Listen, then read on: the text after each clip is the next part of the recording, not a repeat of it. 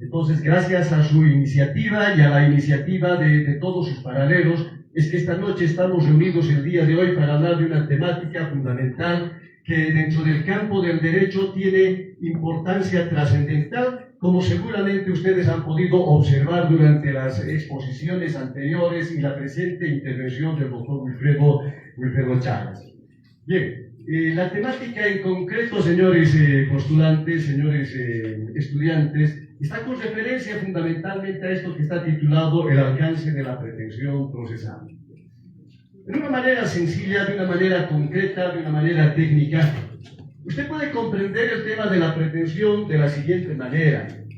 Simplemente usted represente en su mente, represente en su cabeza la idea de una persona que está yendo a pedir la mano a un padre de familia, a una madre de familia. Usted se presenta ante el padre de familia y el papá le va a decir a usted cuál es su pretensión que usted tiene con relación a mi hija, con relación a mi hijo. Esa idea, mire usted, señor estudiante, esa idea simplemente qué es lo que usted viene acá a solicitar aquí, a este hogar y a esta familia. Este ejemplo tan sencillo, este ejemplo tan, tan elemental, nos permite dar una idea fundamental de lo que viene a ser esta noción de la pretensión que, transportado al ámbito procesal, tiene una particularidad singular. Ahora, cuando estudiamos el tema de la pretensión procesal, nosotros estudiamos bajo una metodología específica. Debemos distinguir fundamentalmente el primer aspecto, esto que se llama, tal vez puede ayudarme a la siguiente exposición. Perfecto. Ahí dice en la exposición la novedad y el tema de la actualidad en el ámbito. La novedad implica algo que es nuevo, algo que está de reciente obtención. Y durante el caso procesal, durante el caso de la historia, nosotros hemos comprendido que muchas categorías no son novedosas, porque ya ha estado en el pretérito de la historia. Ya ha estado vigente en tiempos clásicos, en tiempos medievales, ya teníamos una idea de las categorías procesales. Y una categoría que sin duda ha estado presente dentro del ámbito de lo que es la exposición procesal es el tema de la pretensión. Entonces, hoy, en esta primera particularidad, voy a hablarles de esto que es el tema de si es novedoso o no es novedoso. Y la respuesta ¿es nuevo el tema de la pretensión? La respuesta es no. El tema de la pretensión ha existido. Y para poder hablar de este tema de la pretensión, obviamente hay que ubicarnos en lo que es en esta historia de lo que se llama el derecho romano clásico. Dentro de esta evolución del derecho romano clásico, señores estudiantes, que lógicamente es la cultura del derecho porque se sistematiza la norma jurídica, etc., aparece un procedimiento claramente regulado. Este procedimiento, señores estudiantes, se llamaba la Ordo Judiciarum Privatorum.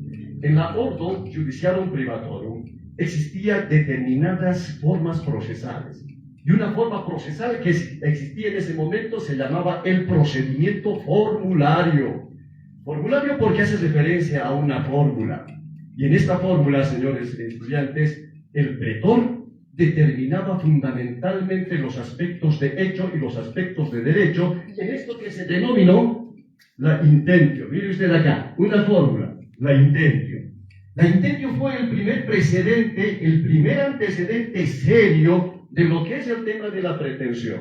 Y con relación a nuestro tema de exposición, el tema del alcance de la pretensión, usted va a comprender que en aquel momento el pretor, el que elaboraba la fórmula, el que determinaba específicamente los puntos de hecho y el punto de derecho a ser discutido en el conflicto que se había generado en aquel momento, determinaba el alcance de la discusión procesal. Entonces, fundamentalmente, en esta parte existía la fijación de los puntos de hecho y de derecho que el juez árbitro, así se llamaba, el juez árbitro iba a resolver en la solución del conflicto.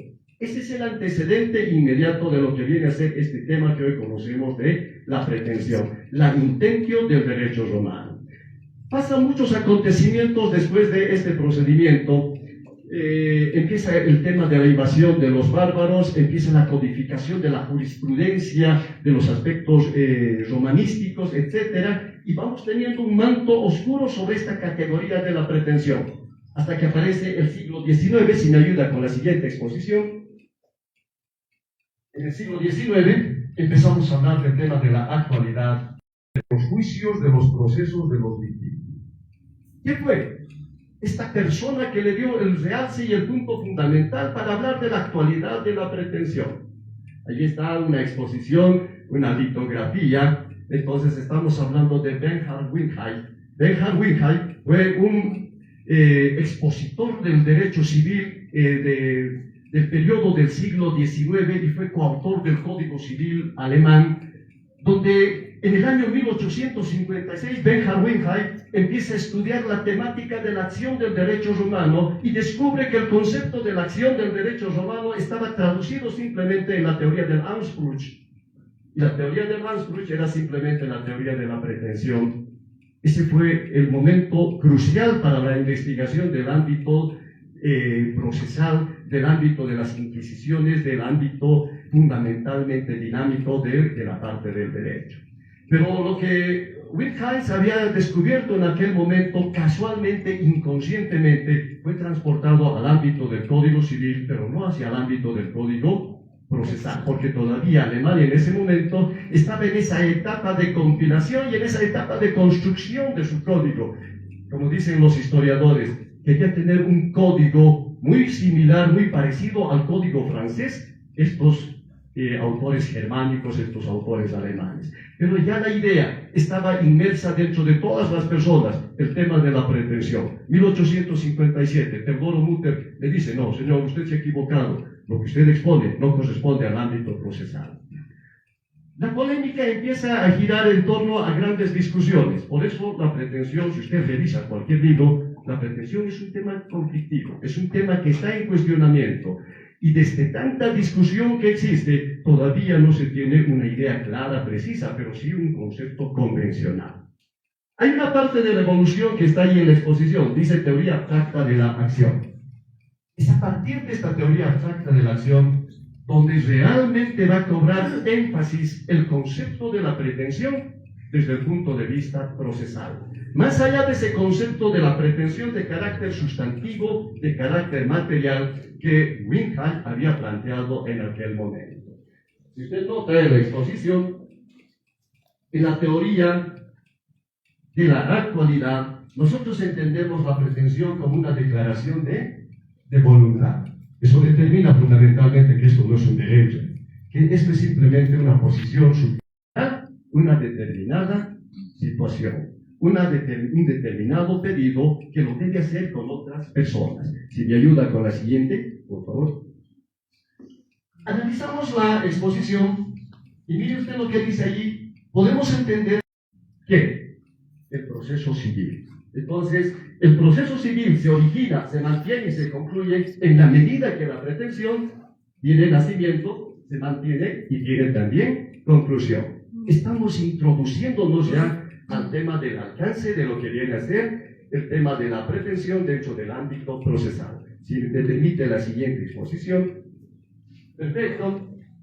Ahí nos preguntamos, es simplemente la otra denominación que tiene la pretensión, porque implica fundamentalmente la petición concreta, mire, la petición concreta que realizan las partes al juez que le solicita al tribunal. ¿Qué es lo que le va a solicitar? Fundamentalmente la tutela judicial efectiva con relación a un determinado derecho de carácter material, de carácter sustantivo. Alcances de la pretensión procesal. Una vez que hemos entendido que la pretensión procesal fundamentalmente es una declaración de voluntad, es una petición de alcance subjetivo. Entonces nos ponemos a pensar en este alcance subjetivo. ¿A quiénes afecta el tema de la pretensión? Esa es la pregunta que se debe hacer todo abogado. ¿A quién le afecta el tema de la pretensión que está planteado fundamentalmente por el que se llama técnicamente el pretensionante? ¿Y a quiénes los vinculan? Y obviamente si usted aplica la teoría de los sujetos procesales y la teoría de las partes procesales, usted va a encontrar un binomio, bilateralidad de la audiencia. En todo proceso, en todo juicio, va a intervenir fundamentalmente dos partes. La primera parte se llama pretensionante, la segunda parte va a ser la resistente, la que va a resistir la pretensión. Elemento subjetivo. Consiguientemente, Las partes están unidas fundamentalmente por el concepto de lo que es la pretensión. Alguien está pretendiendo, le pide algo al tribunal y la parte resistente se opone a esa pretensión que se está tramitando en el ámbito de los tribunales. Ahora usted vea, en la exposición se decía, punto de vista funcional, mantiene el proceso. Una vez que se ha iniciado el proceso con el tema de la pretensión, el proceso se va a mantener fundamentalmente con la emisión de lo que se llama una sentencia de carácter judicial. La sentencia tiene la vocación fundamentalmente de resolver el conflicto que ha generado precisamente la actividad jurisdiccional y la intervención del juez, la intervención del tribunal en la solución del conflicto.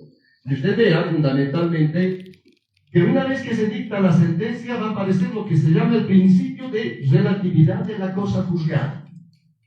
Entonces, la sentencia que ha dictado el juez en base al contenido de la pretensión va a estar en relación a lo que va a ser la pretensión del pretensionante y la discusión del resistente.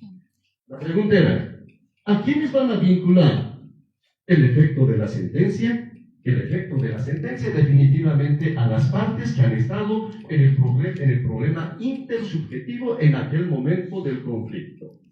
Entonces ahí surge la siguiente pregunta. Si la sentencia fundamentalmente va a vincular a dos partes, a la parte pretensionante y a la parte resistente, en palabras sencillas, al demandante y al demandado, entonces usted tiene aquí la siguiente posibilidad. ¿Puede una sentencia afectar a una tercera persona? ¿Puede tener la sentencia un efecto reflejo a una tercera persona? Y eso es lo que en la ciencia procesal, señores estudiantes, se denomina la oponibilidad de los efectos de la sentencia. ¿Quiénes pueden oponerse fundamentalmente al tema de la sentencia y a quiénes les puede afectar el tema de la sentencia? Entonces, usted imagínese simplemente que si un juez dicta una determinada sentencia, podrá afectarle a una tercera persona el tema de la sentencia. Vea usted la importancia y el alcance del tema de lo que viene a ser la pretensión desde el punto de vista procesal. Analizamos un segundo alcance que tiene la pretensión.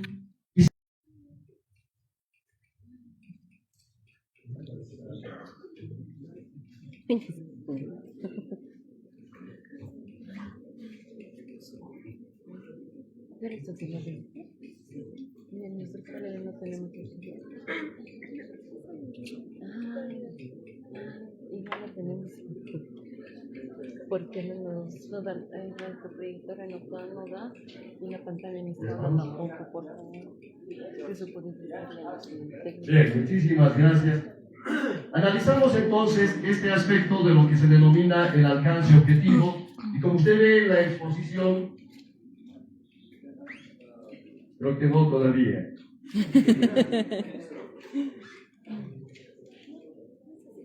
No, yo no he hecho nada.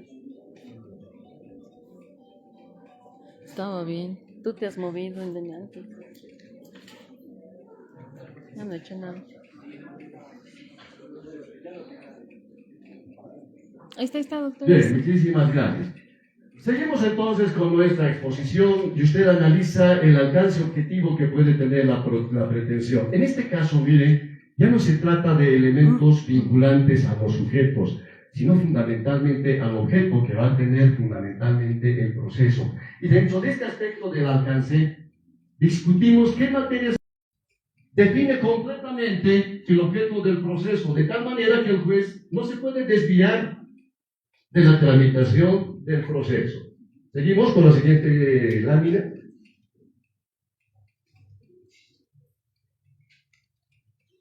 Y así surge el principio de que se convierte en un molde. En un molde que debe acatar el juez, en un molde al que debe ceñirse el juez. ¿Por qué? Porque el proceso civil, que es el que estamos estudiando el día de hoy, este proceso civil se basa en un principio fundamental. Este principio se llama el principio dispositivo. Dispositivo porque depende fundamentalmente de la voluntad de las partes.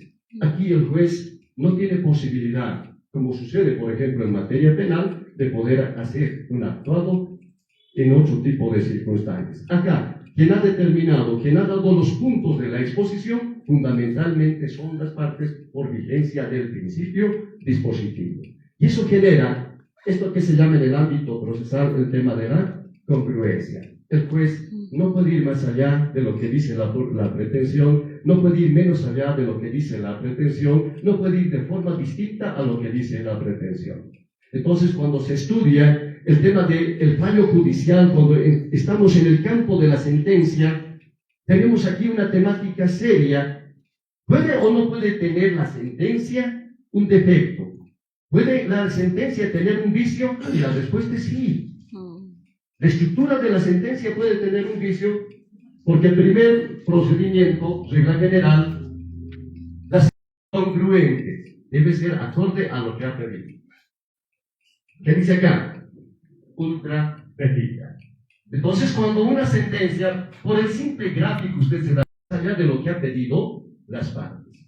Y aquí nuevamente, el tema del proceso civil está basado fundamentalmente en el principio dispositivo, de disposición, las partes. La voluntad de las partes determina el contenido, el objeto de lo que va a ser el proceso en tramitación. Consiguientemente, cuando usted analiza eso y dice, pero el proceso tiene naturaleza pública y por qué de repente el expositor dice que tiene un componente de disponibilidad, porque así está marcada la política procesal en los trámites de esta naturaleza en los procesos civiles.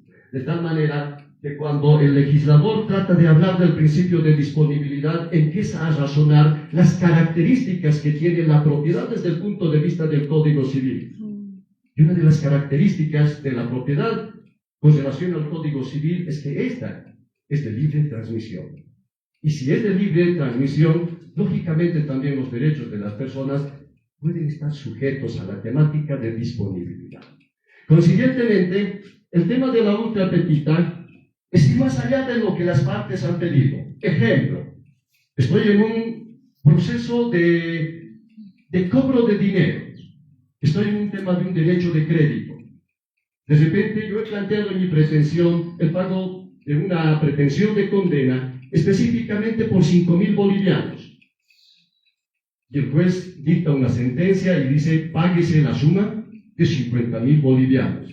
Claro que hay una diferencia sustancial de 5.000 a 50.000 bolivianos. En ese caso, la sentencia no corresponde con la pretensión, es ultra petita. Pero también existe otro vicio que se llama el vicio citra petita. Y el gráfico demuestra a usted que cuando el vicio de la sentencia es citra petita, usted entiende que la sentencia regula menos en consideración a la pretensión. Le está dando algo reducido, algo disminuido con relación a lo que ha pedido fundamentalmente el pretensionante. En el mismo ejemplo del derecho de crédito, el pretensionante ha solicitado el pago de 5.000 bolivianos y el juez ha dispuesto el pago de 2.000 bolivianos. No se puede. ¿Por qué? Porque sería un vicio fundamentalmente de lo que viene a ser la sentencia. Vea usted el alcance que tiene desde el punto de vista objetivo el tema de la pretensión. Extra petita. Ese es el tercer vicio que tiene el tema de la sentencia. Por ejemplo, nuevamente, si estamos en un derecho de crédito, estamos solicitando el pago de 5.000 bolivianos y de repente el juez, mire, hasta la figura es distinta al tema de la pretensión. El juez dice, se anula el documento que genera el derecho de crédito. ¿Pero por qué? Si ni siquiera yo como pretensionante he pedido eso, ni el resistente ha pedido eso. Entonces, el fallo es extra petita. ¿Nota usted cómo es el tema de la pretensión en su alcance desde el punto de vista objetivo? El segundo punto, desde el alcance objetivo, está con relación a este tema que se llama, está basado lógicamente en un concepto de lo que es la conexión. Y usted ve acá en el ejemplo, nuestra acumulación puede ser objetiva.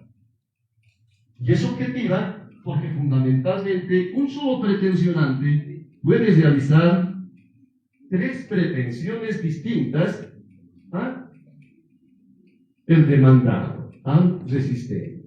Por ejemplo, puede pedir el tema del pago de un incumplimiento de un contrato, pero a la vez también puede solicitar unas multas, unas costas fundamentales con relación a ese incumplimiento. Y así usted puede tener una acumulación de carácter objetiva.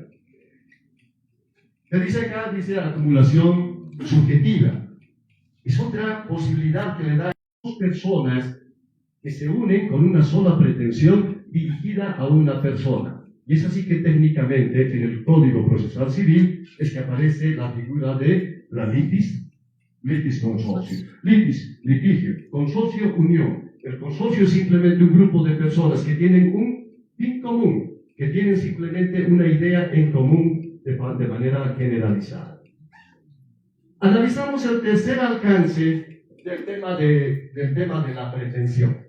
Y este tercer jurídico desde este punto inicial, intermedio y desde el punto de vista final. Entonces, analizamos el alcance de la pretensión desde estos tres puntos de vista, y aquí, el alcance inicial estará vinculado fundamentalmente. Consiguientemente, analizando el tema del derecho de crédito, el Código Civil establece fundamentalmente que las personas tienen un plazo de 5 años para cobrar una deuda. Entonces, aplicando la temática de la prescripción, las personas podrían estar en una inactividad de no cobrar y de no hacerse cobrar el tema de la deuda. Podrían simple y básicamente prescribir. Pero en el momento en que se presente una demanda donde está contenida el tema de la prescripción, ahí tenemos la figura de la interrupción. Consiguientemente, ese transcurso del tiempo está plenamente con relación al alcance de la pretensión. Pero tenemos otro, el alcance intermedio. Y dentro del alcance intermedio, usted va a encontrar esta figura que se ha trabado la relación procesal. Ya se ha admitido el tema de la pretensión, se corre el traslado y ya estamos en un estado de litispendencia. Eso significa que estamos en un trámite judicial ya pendiente. Ahora usted dirá, ¿cuál es la importancia de este tema de la litispendencia? Los efectos son de doble naturaleza. Vea usted, primera consecuencia del tema de la litispendencia, gracias al tema precisamente de la pretensión. No se puede iniciar otro juicio sobre la misma pretensión. Si ya nos han iniciado un juicio por el cobro de 5.000 bolivianos, ya estamos en litispendencia, hasta que el juez dicte su sentencia. Hasta que el juez dicte una resolución que pueda definir el conflicto definitivamente. Ahora, ¿qué pasa con el tema de la litispendencia? Aquí dice fácilmente, no se puede iniciar otro juicio. Claro, aquí surge la vigencia del principio que se llama principio del netis inde, el principio del non bis in idem. ¿Qué significa eso? Que a todo ciudadano boliviano o a cualquiera que esté en la dedicación boliviana, no se le puede iniciar dos procesos por la misma causa, por el mismo objeto y por la misma persona. De tal manera que si me iniciaron un tema de un juicio por el cobro de los 5.000 bolivianos, no se aspira a que me hagan otro proceso por la misma causa, por el mismo objeto. ¿Por qué? Porque eso sería ilegal. Eso implicaría un doble procesamiento. Y como les he explicado, el doble procesamiento no solamente se da en materia penal, se da en todos los ámbitos jurisdiccionales. El segundo efecto que nos mantiene es que la situación jurídica de las partes queda congelada en el tiempo. Claro, si me han iniciado ya un tema de un juicio determinado, el tiempo se encuentra congelado con relación a esa problemática intersubjetiva de interés judicial. ¿Hasta qué? Hasta el momento en que el juez pueda resolver, pueda dictaminar o pueda emitir la sentencia correspondiente. Seguimos analizando y vemos el alcance de la pretensión desde el punto de vista que dicta una determinada sentencia. Cuando ya no existe otra instancia, cuando ya no existen otros recursos procesales para poder cuestionar la decisión del juez, se entiende que esa decisión, esa sentencia, tiene el estado de cosa juzgada.